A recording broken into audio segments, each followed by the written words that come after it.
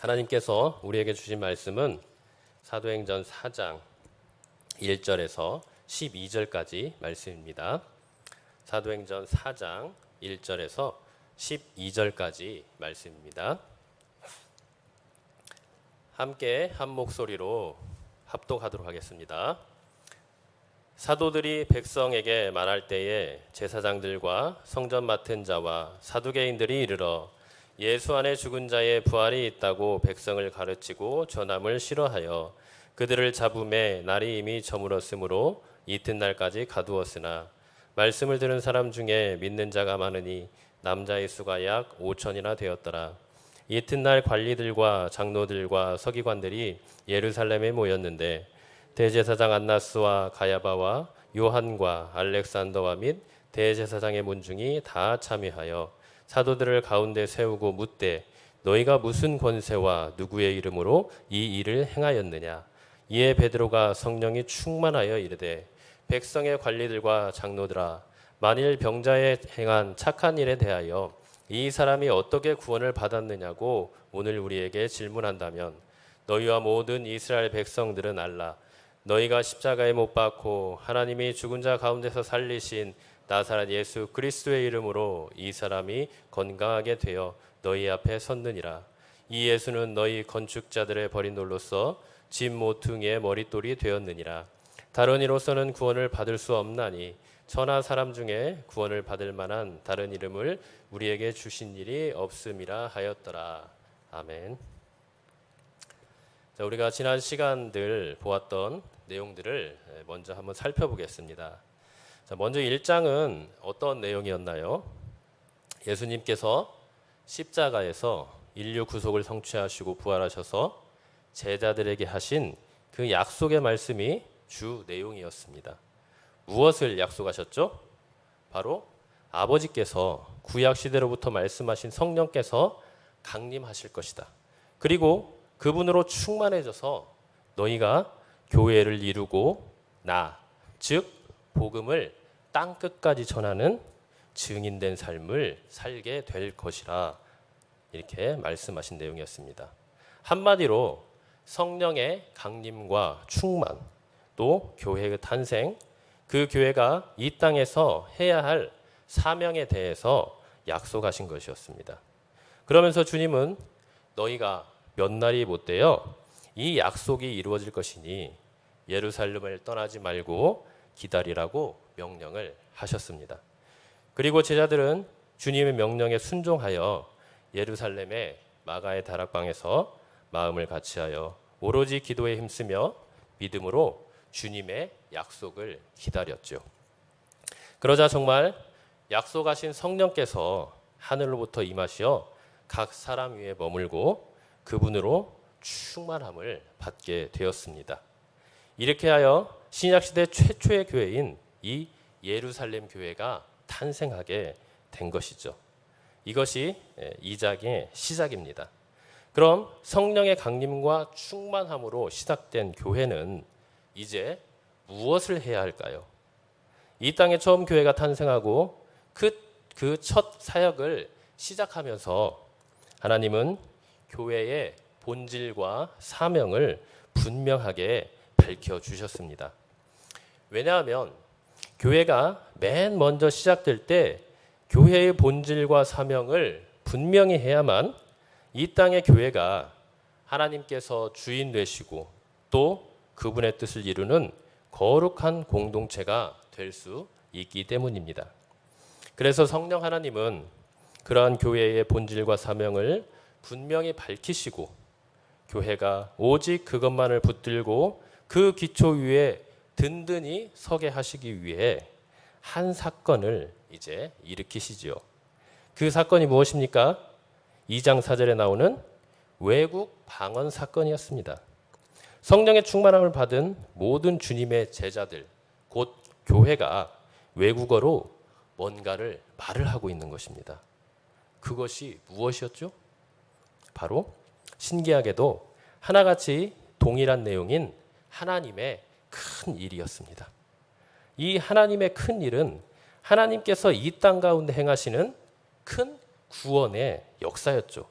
한마디로 복음이신 예수 그리스도를 통한 인류 구원이었던 것입니다. 이 복음, 예수 그리스도, 그분을 통한 인류 구원과 그를 통한 하나님 나라의 회복과 확장이 바로 교회의 본질이자 사명이었던 것입니다. 이를 통해 우리는 이제 교회가 해야 될 가장 중요하고 최우선시 되어야 할 일은 바로 복음이신 이 예수 그리스도를 잘 드러내고 배우고 전하여 하박국 선지자가 말했듯이 이 세상 모든 열방이 하나님을 인정하는 영광으로 가득 차게 하는 것임을 우리는 깨닫게 됩니다. 그래서 주님은 성령님을 통해서 교회를 탄생하게 하시고 가장 먼저 하나님의 큰 일인 복음, 그 복음이신 예수 그리스도에 대해 밝히 드러내고 계시는 것이죠. 이 일을 위해 하나님은 제자들을 이제 사용하십니다. 그리고 그 제자들은 복음을 전하여 교회를 세우고 제자들의 사명을 이어받습니다. 그러니까 예수님께서 먼저 십자가와 부활로 구원을 성취하시고 제자들이 그분이신 복음을 전하여 주님의 구원 사역을 이어받고 또 그 제자들이 전한 복음으로 교회가 탄생되어 이제는 교회를 통하여 하나님의 큰 일, 그분의 구원의 역사가 이루어지고 있다고 할 수 있는 것입니다. 가장 먼저 이 일에 쓰임받은 제자는 누구였죠? 바로 베드로였죠.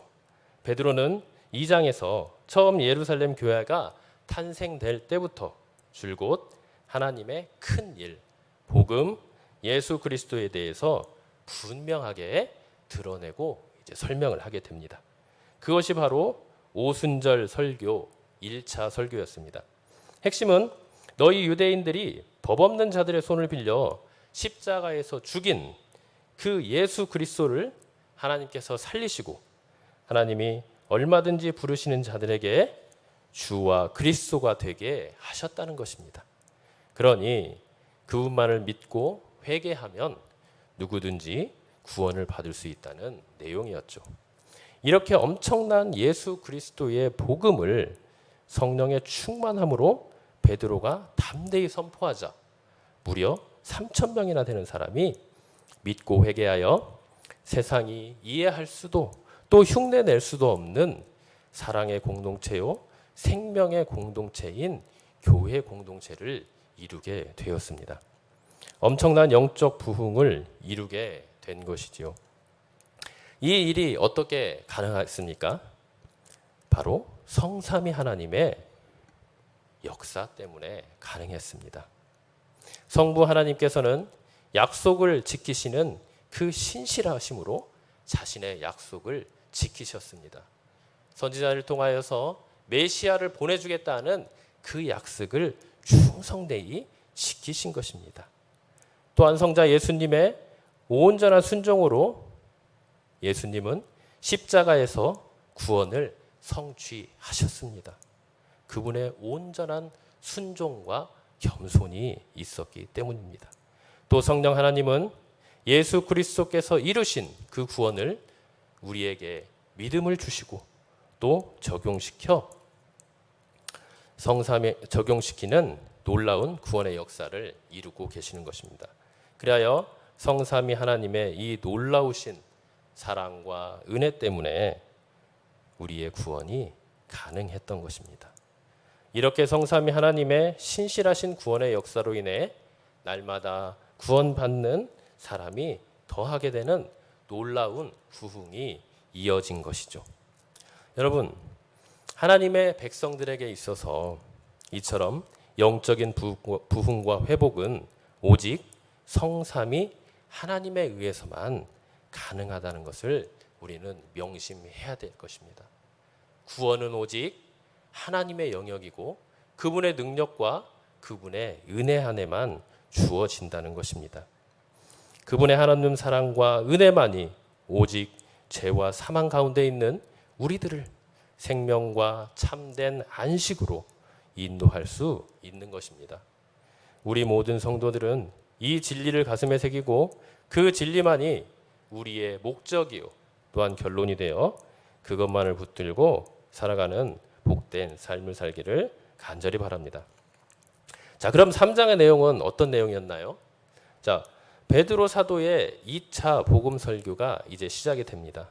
성전 미문에서 나면서부터 못 걷게 된 이 장애인을 베드로와 요한이 나사렛 예수 그리스도의 이름으로 치유하자 이를 매우 놀랍게 여기는 사람들에게 그들의 관심을 그 장애인에게서 예수님께 돌림으로써 1차 설교 때 드러난 예수 그리스도 그 복음에 대해서 더욱 분명히 설교하는 내용이었죠.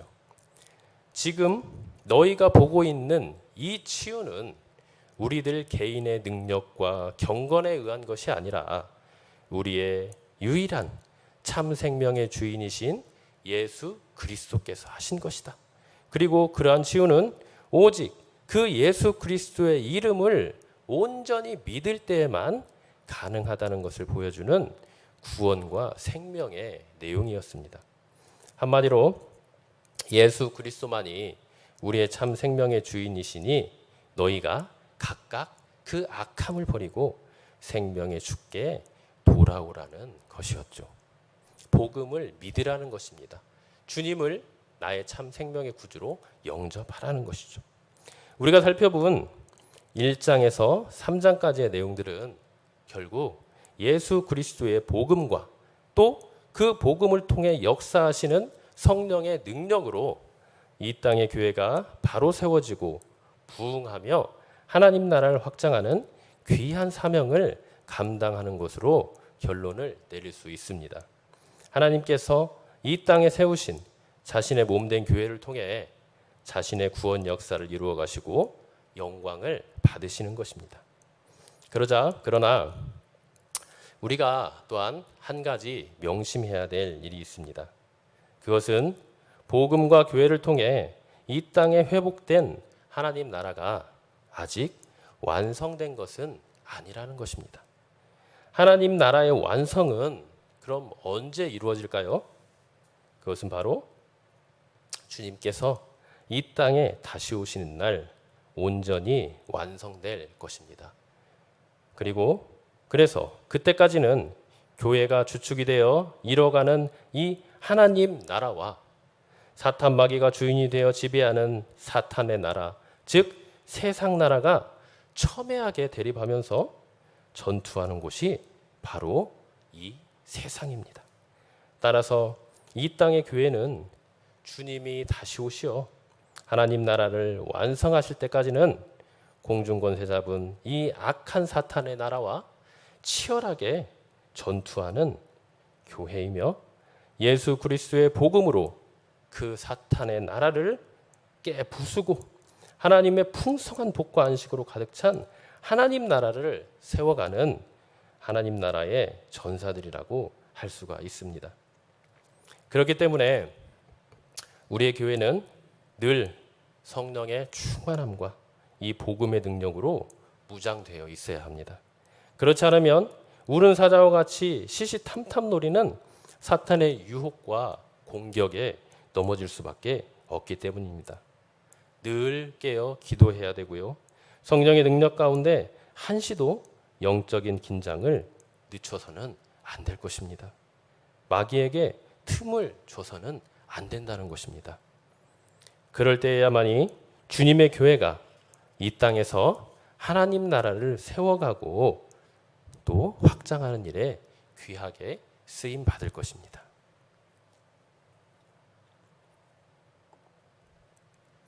오늘 말씀은 그래서 이러한 관점에서 우리가 주목하여 볼 필요가 있는 것입니다. 자, 지금까지 초대교회는 성령의 이 능력과 복음의 전파로 계속해서 부흥하며 승승장구해 왔습니다. 예수 그리스도의 복음이 전파되는 곳마다 수많은 병자가 치유되고 주님을 믿고 따르는 자들이 기하급수적으로 늘어나는 엄청난 수적 또 영적 부흥을 이루어가고 있었던 것이죠. 그리하여 오늘 4절의 말씀을 보면 이제 그 숫자가 몇 명으로 늘어났습니까? 2장에서 3,000명이었던 자들이 이제 5,000명까지 불어나게 됩니다. 이런 일이 어떻게 가능했을까요? 바로 복음 때문입니다. 성령의 충만을 받은 제자들이 교회를 이루고 오직 복음 전파의 사명에 충실하자 일어난 결과였습니다. 오늘 1절에서도 보면 사도들이 백성에게 지금 무엇을 하고 있는 것을 볼 수 있습니까? 말하고 있다고 나옵니다. 이것은 그냥 대화를 나누는 것이 아니죠. 바로 예수 그리스도의 복음을 전하고 있는 것입니다. 그러자 어떤 결과가 나타났나요? 4절을 보니 그 말씀, 즉 복음을 들은 사람 중에 예수님을 믿는 사람의 숫자가 많았다고 나옵니다. 남자면 5,000명이었다고 나오고 있죠. 그럼 여자와 어린아이들까지 합하면 몇 명 정도가 되었을까요? 꽤 많은 숫자가 됐겠죠. 5,000이라는 숫자를 생각하면 뭔가 떠오르는 게 없나요?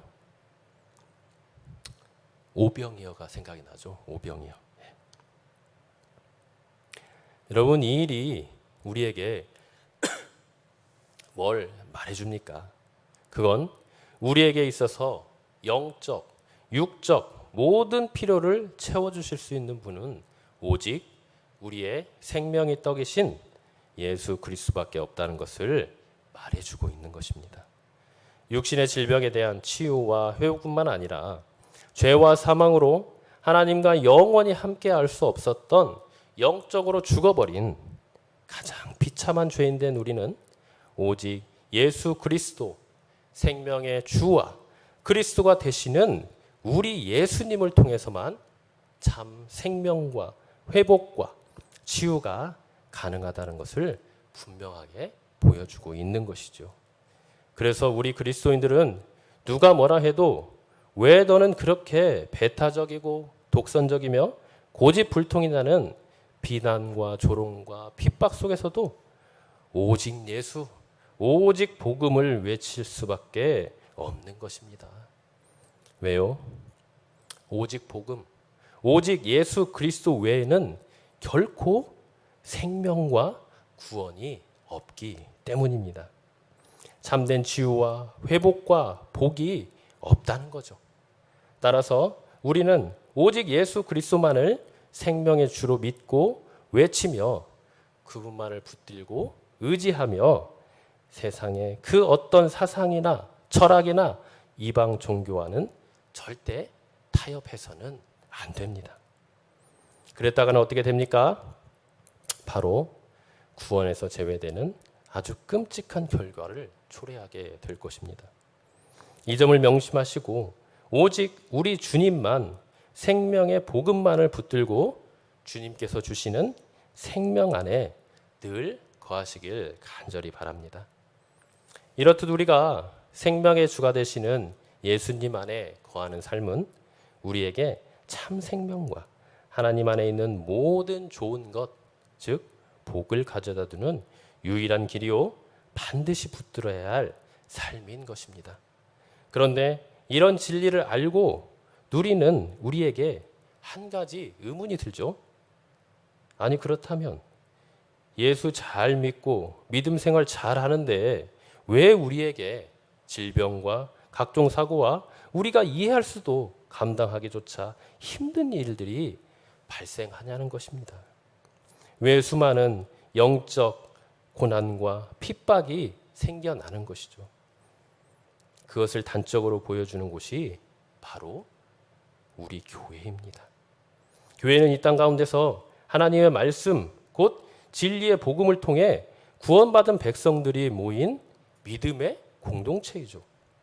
그런데 그런 이 땅의 교회를 하나하나 들여다보면요, 그 어떤 문제나 분란이 없는 교회가 없습니다. 상처나 아픔이 없는 교회가 없어요. 왜 그럴까요? 단순히 여러 모양과 성품을 가진 자들이 모였기 때문에 필연적으로 그런 문제와 분란이 발생하는 걸까요? 그렇게 생각하셨다면 아직까지도 우리 교회가 어떠한 곳인지 잘 모르고 계시는 것입니다. 여러분, 교회가 어떠한 곳이라고 했습니까? 주님께서 이 땅에 다시 오셔서 교회를 통하여 하나님 나라를 완성하실 때까지는 악한 사탄과 그가 다스리는 사탄의 나라와 전투하는 교회라고 했습니다. 그렇기 때문에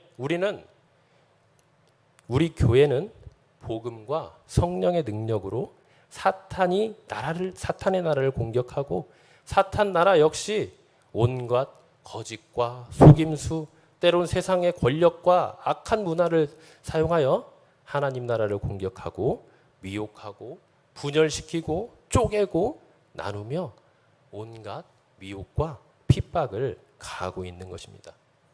그렇기 때문에 우리 교회들이 문제와 분란이 생기며 나뉘고 쪼개지는 것은 사실 본질적으로 사탄이 그 배후에서 역사하고 있음을 우리는 알아야 될 것입니다. 오늘 말씀이 바로 그런 말씀입니다. 3장까지 지금 예루살렘 초대교회는 성령의 충만함과 복음의 강하고 역동적인 선포와 전파로 엄청난 영적 부흥과 수적 부흥을 이루었습니다. 그런데 무슨 일이 지금 일어났습니까? 바로 엄청난 핍박과 박해가 일어났습니다.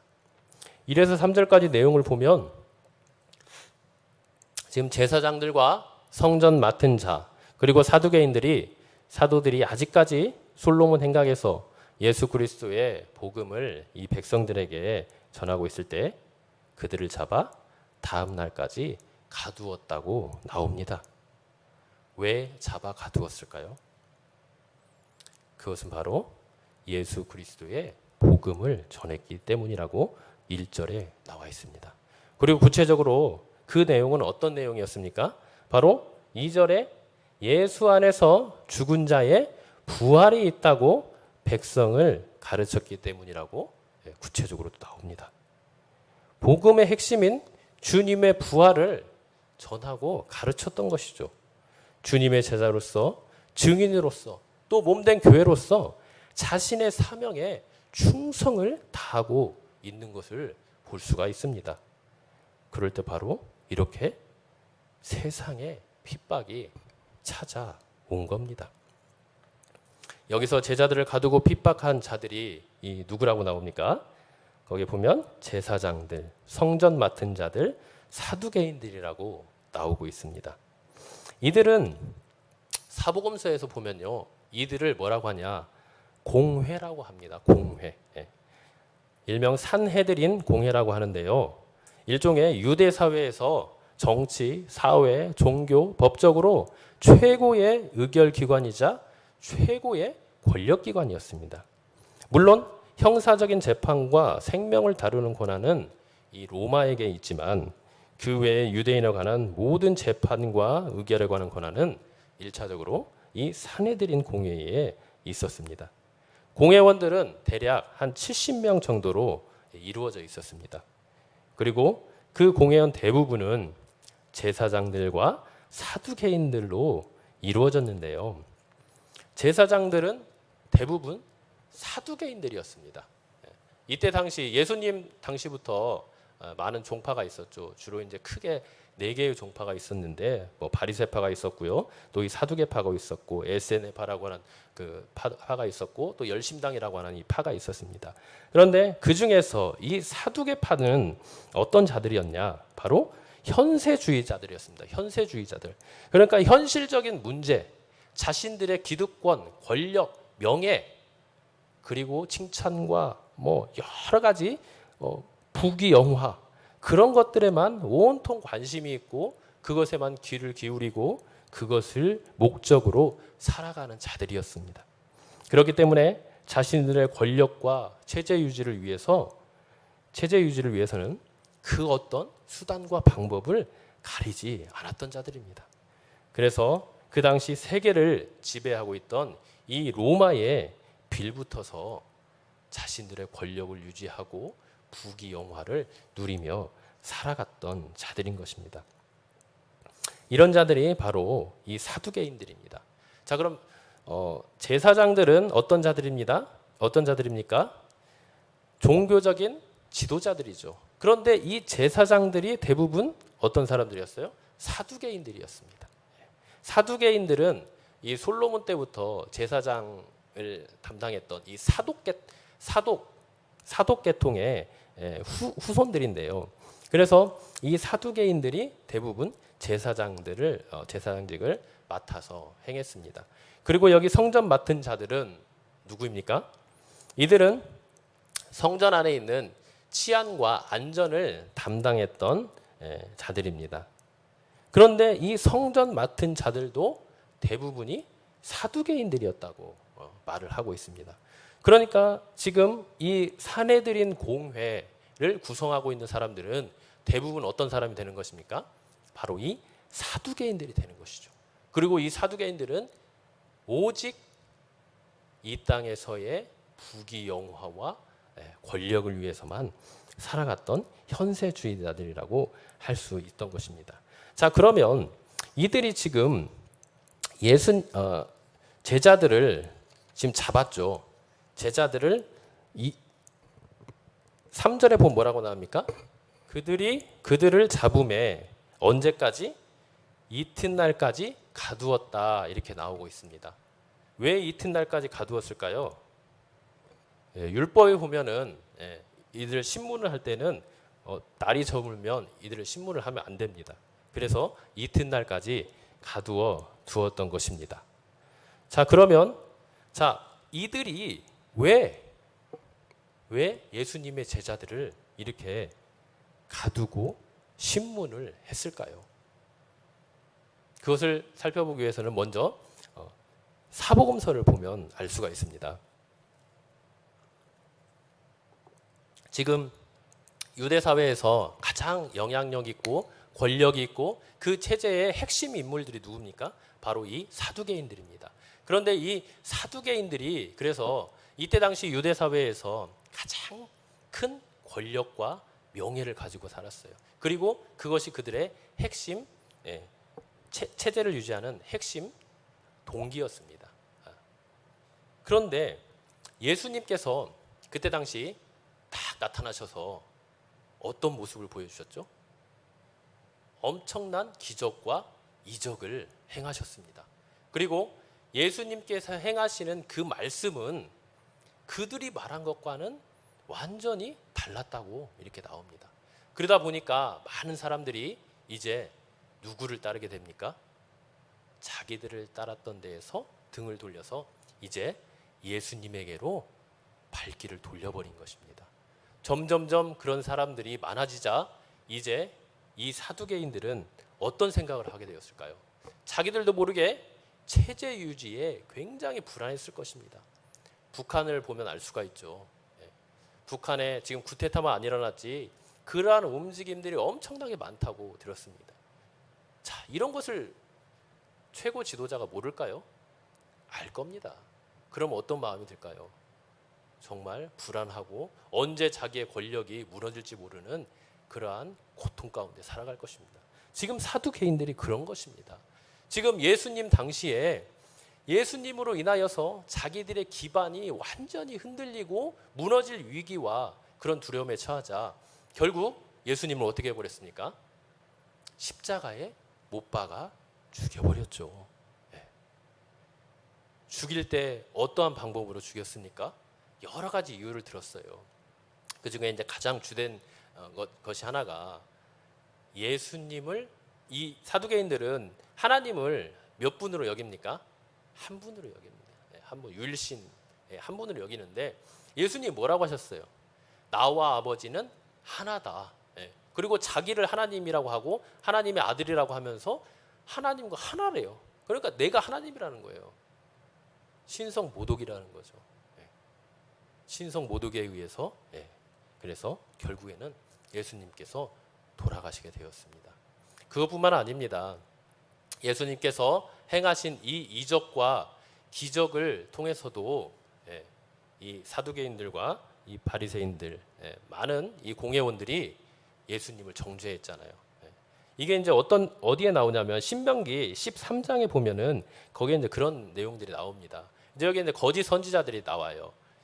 그래서 이제 거짓 선지자들이 많은 기적과 이적을 행할지라도 그들이 행했던 그러한 방법이라든가 그 근거가 악한 영, 악한 신에 의해서, 정말 하나님에 의해서 그들이 행하는 것이 아니라 그런 악한 영에 의해서 행하고 있는 잘못된 기적과 이적이라 하면은 율법에 의해서는 그들을 쳐서 돌로 쳐서 죽일 수가 있었던 것입니다. 그래서 이 예수님은 그러한 여러 가지 이유를 통해서 죽게 되었습니다. 자, 그런데 지금 이제 어떤 일이 일어났습니까? 사두개인들은 또 어떤 사람들이냐? 현세주의자들이라고 했지 않습니까? 그래서 영적인 것은 믿지를 않아요. 그래서 뭐 부활이 있다든가 천사가 있다든가 또 뭐 하나님 나라가 있다든가 그런 거 전혀 믿지 않습니다. 자, 그런데 지금 이 예수님의 제자들, 이 사도들이 지금 뭘 전하고 있습니까? 2절에 보니까 예수 안에서 죽은 자에 무엇이 있다? 부활이 있다고 지금 말을 하고 있는 것입니다. 그러니까 예수님은 이미 죽었어요. 돌아가셨어요. 그렇기 때문에 이제 자기들의 체제는 그대로 유지할 수 있었습니다. 그런데 만약에 이들이 다시 살아나서 예수님이 살아나셨다, 예수님이 부활하셨다, 또 예수님에 대한 어떤 복음과 그런 모든 것들을 제대로 전해서 이들에게 많은 사람들이 또 몰려간다. 그러면 어떻게 될까요? 이 사두개인들은 또 불안하고 자기들의 체제가 언제 무너질지 모르기 때문에 굉장히 힘든 삶을 살아야 될 것입니다. 그래서 지금 이들이 어떻게 해요? 그래서 지금 이 사두개인들이 제자들을 붙잡은 겁니다. 제사장들과 또 성전 맡은 자들과 함께 다 합세가 되어서 예수님의 제자들을 붙잡았던 것이죠. 자, 그런데 자, 4절을 보니 뭐라고 나옵니까? 말씀을 들은 사람들 중에 믿는 자가 많으니 남자의 수가 5천이 되었더라. 자, 이들이 지금 그 예수님의 제자들, 사도들을 잡아서 복음이 전파되지 못하게 하고 예수의 부활을 전하지 못하게 하고 그 예수님을 전하지 못하게 하는 이런 사탄적인, 결국 사탄이 배후에서 조종하는 사탄의 이런 하수인 노릇을 지금 하고 있지만 결국 어떤 결과가 일어나나요? 말씀을 들은 사람, 그러니까 복음을 들은 사람 중에 어떤 자들이 많았다? 믿는 자가 많았다. 그러니까 이건 뭘 말해줍니까? 자, 우리가 예수 그리스도를 전하고 복음을 전하고 많은 핍박을 당할지라도 지금 이 제자들은 뭐 하고 있어요? 사도들은 뭐 하고 있습니까? 그러한 환난과 핍박 속에서도 끝까지 뭘 전합니까? 예수의 부활을 전합니다. 복음을 전하는 거예요. 예수님을 전하는 거예요. 그럴 때 결론이 어떻게 납니까? 결국 예수님을 믿는 놀라운 생명의 역사가 일어나고 있는 것을 볼 수 있습니다. 우리 교회도 마찬가지입니다. 코로나로 인하여서 뭐 국가에서도 많은 제재가 따르죠. 그것뿐만 아니라 우리 교회가 이 시대에 지금 처한 상황은 참으로 정말 오늘 말씀에 나와 있는 것 같이 핍박 아닌 핍박이라고 할 정도로 너무나도 많은 핍박 속에 처해 있는 것을 우리가 볼 수가 있습니다. 물론 교회가 잘못한 부분도 많이 있어요. 그러나 오늘 이 사두개인들이 정말 사탄의 그런 배후에 의해서 교회를 핍박하고 또 여러 고난을 주고 있는 것처럼 사실 이 모든 것은 사탄이 배후에서 조종하고 있음을 우리는 영적으로 깨달아야 하는 것입니다. 여러분, 사탄은 어떤 존재입니까? 사탄은요, 지금 주님의 오시는 날까지 주님께서 허락하시는 이 기간 동안에만 활동을 하고 있지만요, 사실은 이미 십자가에서 패배한 자들입니다. 패잔병들이에요. 패잔병들이 결국 할 수 있는 것은 무엇입니까? 결국 자기들이 끝까지 어떻게든 버텨서 남아있는 사람들을 자기 편으로 끌고 오는 거예요. 그래서 함께 죽자는 것입니다. 사탄은 그런 존재입니다. 이미 십자가에서 박살난 존재들이에요. 그렇기 때문에 자기들의 때가 얼마 남지 않은 것을 이 사탄들은 아는 것입니다. 그러니 주님이 오실 날이 가까우면 가까울수록 사탄의 활동이 어떠겠습니까? 그들의 핍박과 그들의 유혹과 그들의 공격이 얼마나 드세질까요? 지금 시대가 그런 세대로 봐야 됩니다. 물론 주님께서는 악하고 음란한 세대라고 주님 당시의 세대를 그렇게 표현하기도 했어요. 그런데요, 사실 알고 보면 이 악하고 음란한 세대는요, 아담과 하와가 죄를 범한 이후로 모든 세대는 다 악하고 음란한 세대입니다. 그러한 세대 가운데에 누가 오셨습니까? 주님이 오셨습니다. 그래서 하나님 나라가 다시 회복이 되었어요. 원래 하나님께서 창조하셨던 그 에덴의 그 아름다운 하나님 나라가 회복이 된 것입니다. 예수 그리스도에 인해서. 그리고 교회는 이제 그 예수 그리스도 그 복음을 전함으로써 이 악하고 음란한 이 사탄의 세대를 침투에 들어가는 것입니다. 그 하나님 나라가 침투에 들어가는 것이에요. 그래서 얼마 전에 우리 교회에서도 이제 선교사를 파송했고 또 지금까지 우리 교회가 후원하는 많은 선교사들이 있지만요. 이들이 하는 일이 무엇입니까? 바로 지금 베드로와 요한 그리고 제자들이 전했던 것 같은 똑같은 동일한 하나님 나라의 복음, 예수 그리스도의 복음을 들고 전진하고 전하고 선포함으로써 이 악하고 음란한 세대, 이 사탄의 나라를 침투에 들어가는 것입니다. 하나님 나라가 침투에 들어가는 거예요. 그러면 어떤 일이 일어날까요? 바로 4절에 있는 말씀처럼 그 복음을 들은 사람 중에 믿는 자가 많게 되는 것입니다. 놀라운 구원의 생명의 역사가 일어나는 것입니다. 이 일은 오직 무엇을 통해서만 일어납니까? 지금 제자들이 뭐 하고 있어요? 오직 말씀만 전해가고 있잖아요. 1절에서도 백성에게 말할 때에 4절에서도 말씀을 듣는 사람 중에 말씀밖에 없는 것입니다. 복음밖에 없는 것입니다. 세상은 말을 하죠. 야, 예수 그리스도만 복음이야? 길이야? 생명이야? 웃기지 마. 우리가 구원 얻는 길은 아주 많이 있어. 산 정상에 올라가는 길은 아주 많아. 그 중에 하나일 뿐이야. 이렇게 거짓으로 우리를 미혹하고 유혹하고 꼬입니다. 여러분 여기에 절대 넘어가면 안 돼요.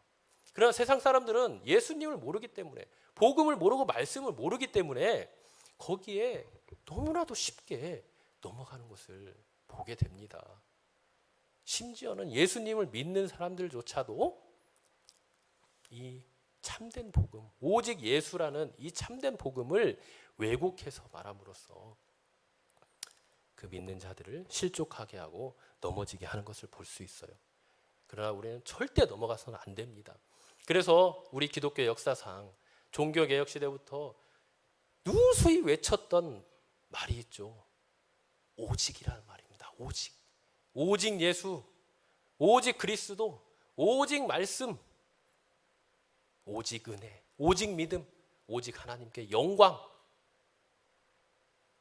우리가 믿는 이 기독교는요, 오직 이 말씀과 예수 그리스도라는 그 참된 복음에서만 발견될 수 있는 것임을 여러분 깨달아 하시길 바랍니다. 자, 이렇게 해서 이제 그 다음 날까지 이스라엘 그 제자들이 이제 갇혀 있게 됩니다. 자, 그런 다음 그 이튿날 또 누가 모입니까? 관리들과 장로들과 서기관들이 또 모입니다.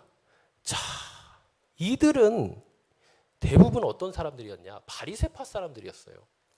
자, 바리새파 사람과 사두개인들은 원래 평소에 어떤 존재냐? 어떤 관계냐?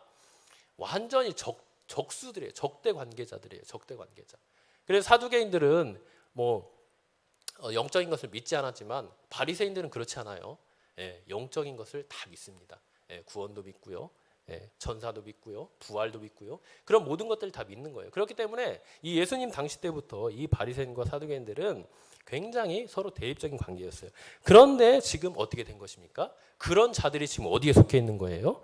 이 산헤드린 공유회에 함께 합세를 한 겁니다.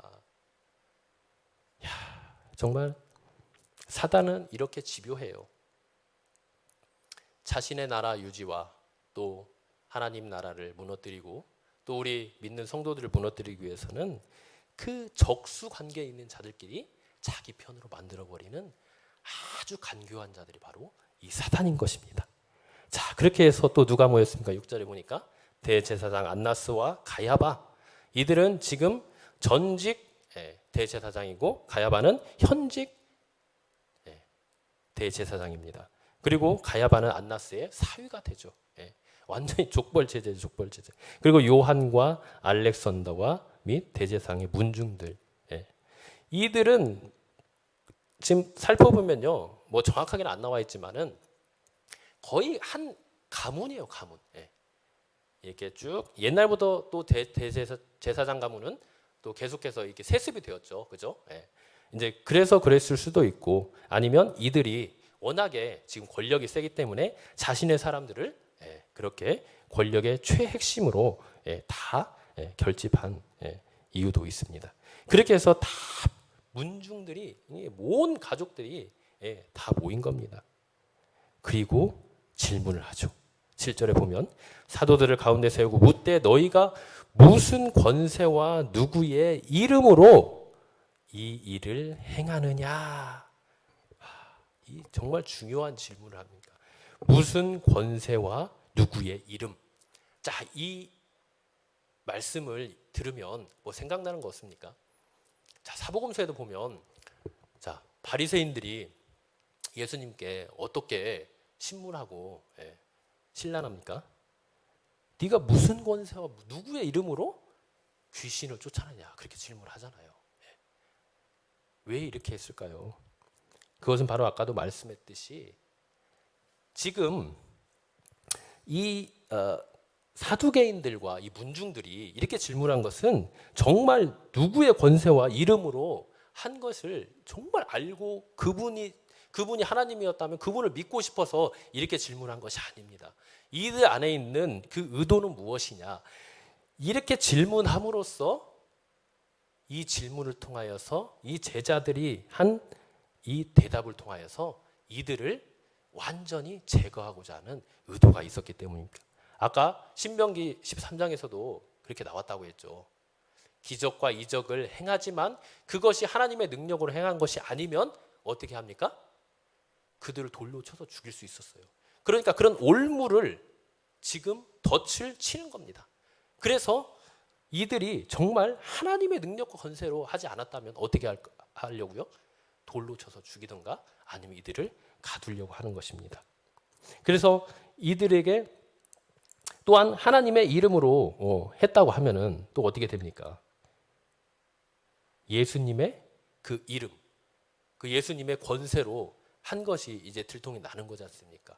그렇게 돼버리면은 이들이 예수님에게 했던 똑같은 방법으로 또 그를 따르고 또 나사렛 예수 그 잘못된 도당을 따른다 하면서 누명을 씌워서 죽이고자 했던 것입니다.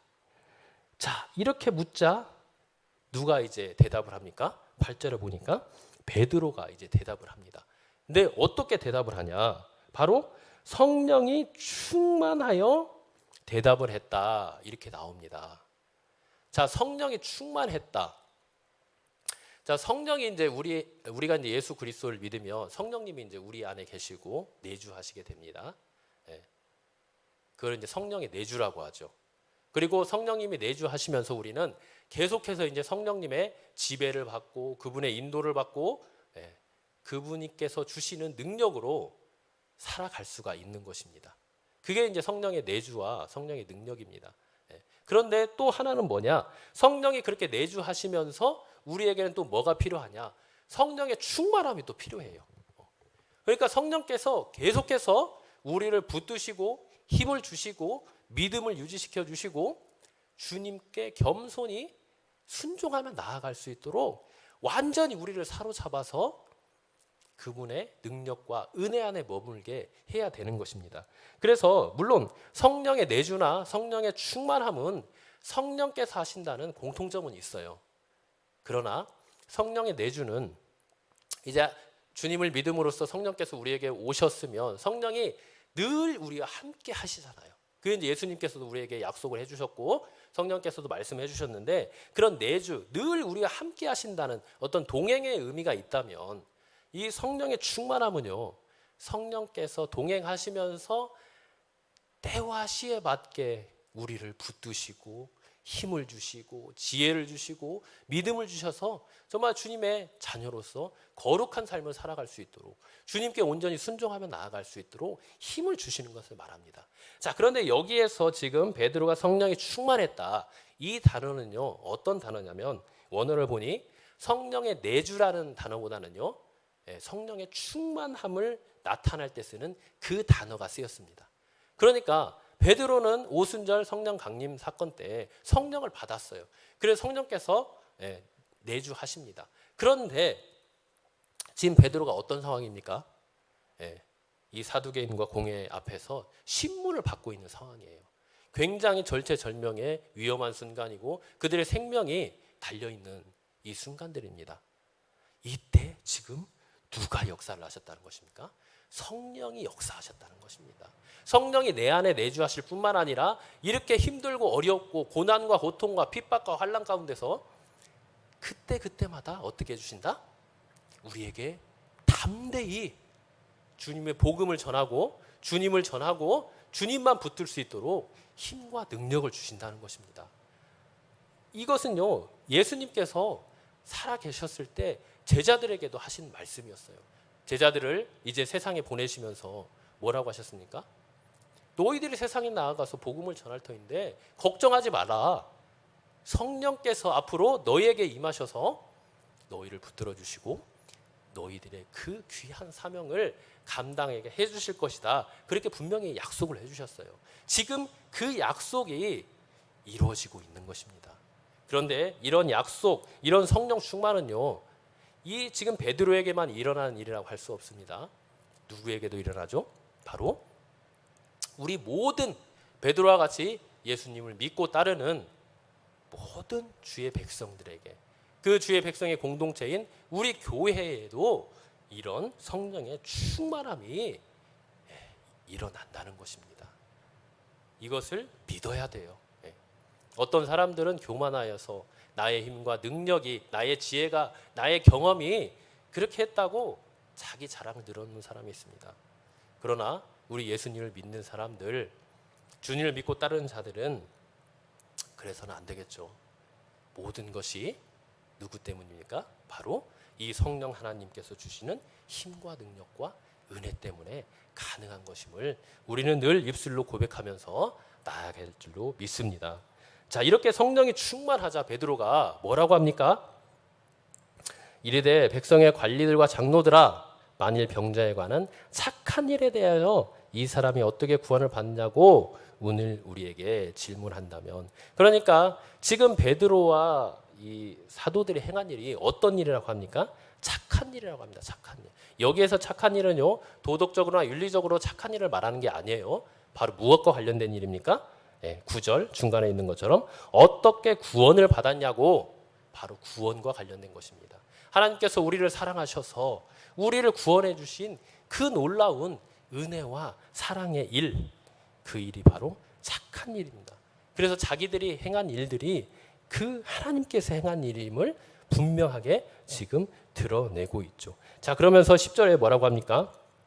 너희와 모든 이스라엘 백성들은 알라, 십자가에 못 박히고 하나님의 죽은 자 가운데 살리신 나사렛 예수 그리스도의 이름으로 이 사람이 강건하게 되었다. 그리고 너희 앞에 있다 하면서 이 모든 병자가 치유받은 이 모든 일이 지금 누구 때문에 일어났다고 합니까? 너희들이 죽인 예수 그리스도 때문에 일어난 일이라고 말을 하고 있습니다.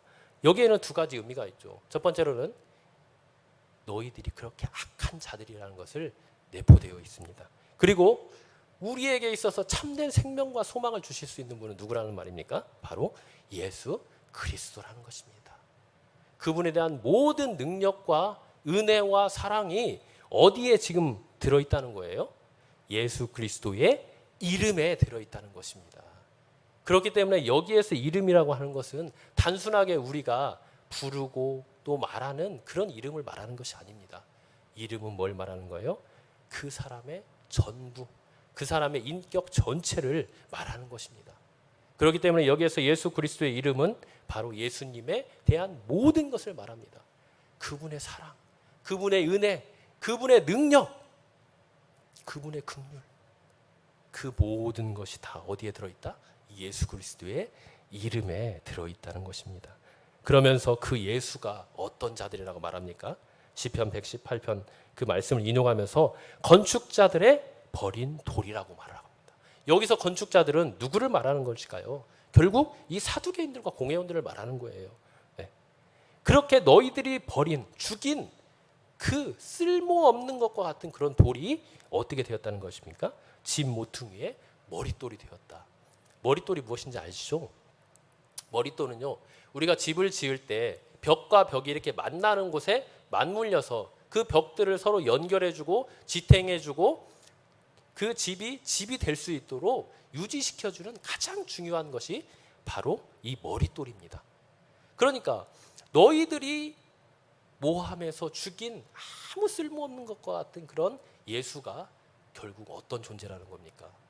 이 집 모퉁이의 머릿돌과 같이 이 집을 유지해주고 그 집이 되게 하고 생명이 되게 하는 그런 가장 소중한 존재라는 것입니다. 이 머릿돌이 없으면 어떻게 됩니까? 집은 무너지고 맙니다. 서 있을 수가 없어요. 그와 같이 이 예수 그리스도가 없으면 우리는 어떤 존재가 된다는 것입니까? 결국 아무 쓸모없는 존재가 된다는 것입니다. 이렇게 말함으로써 이렇게 말하고 이제 결론을 뭐라고 합니까? 다른 이로서는 12절에 보면 다른 이로서는 구원을 받을 수 없다. 오직 예수 그리스도만이 참된 구원자이다. 그리고 천하 사람 중에 구원을 받을 만한 다른 이름을 우리에게 주심이 없습니다. 천하 사람. 이게 모든 사람들이, 이 말은 무엇입니까? 천하 사람. 그러니까 모든 사람들, 인종과 신분과 또 빈부, 그런 모든 것들을 떠나서 어떤 사람이라도 이 예수 그리스도의 이름만 믿으면, 그분을 나의 주요 그리스도로만 믿으면 어떻게 된다는 것입니까? 우리에게 구원이 주어진다. 생명이 주어진다. 완전하고 확실하고 생명의 복음을 지금 전하고 있는 것입니다. 이 말씀을 통해서 우리는 알아야 될 것입니다. 이 세상에 많은 이름들이 있죠. 사람은 죽어서 이름을 남긴다고 합니다. 그러나 그 어떤 이름보다 우리에게 있어서 가장 귀하고 소중한 이름은 바로 예수 그리스도 이름밖에 없음을 우리는 깨달아야 할 것입니다. 그리고 지금 사도들이 이 세상의 공격 앞에 수많은 모함과 핍박과 또 환난을 당하고 있는 모습을 보게 됩니다. 그런데도 이들은 어떻게 합니까? 자기의 베드로의 옛날 모습은 어땠죠? 예수님을 3번 부인하며 도망갔던 자입니다. 그런 자들이 성령이 충만하자 담대해져서 그 오직 예수만을, 참된 복음만을 전하고 있는 것을 볼 수가 있습니다. 우리 모든 성도님들, 힘들고 어려운 시기, 또 때로는 신앙을 그만두고 싶은 그런 때 하나님께 기도하고 주의 말씀 가운데, 복음 가운데 붙들려서 이 성령의 충만함을 이루고 이 사도들과 같이 오직 예수만 전하고 그분 안에, 그분의 생명 안에만 거하는 우리 모든 성도님 되기를 간절히 기도합니다. 함께 찬양하도록 하시겠습니다. 주 예수보다도 귀한 것은 없네.